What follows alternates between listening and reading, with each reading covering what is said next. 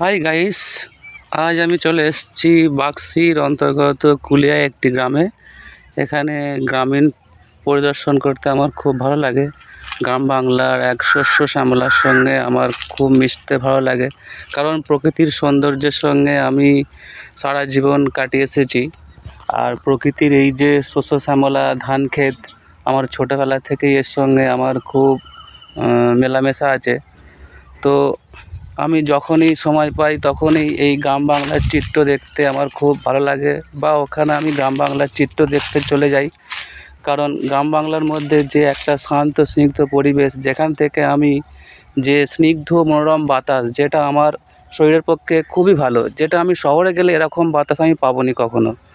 সকালবেলা বা বিকেলবেলায় যে মনোরম স্নিগ্ধ বাতাসটা তুমি পাবে, এরকম তারা কোনো জায়গায় তুমি এরকম বাতাস পাবে না।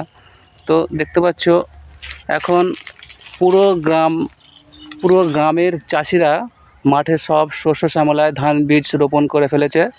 ধান বীজগুলো রোপণ হয়েছে আজ 1 মাসের মতো। চারিদিকে ধান গাছ কি সুন্দর বড় বড় হয়েছে, দেখতে খুব ভালো লাগছে। এবং এই সময়টায় নিড়ানির কাজ চলছে, চাষিরা নিড়ানিও করছে।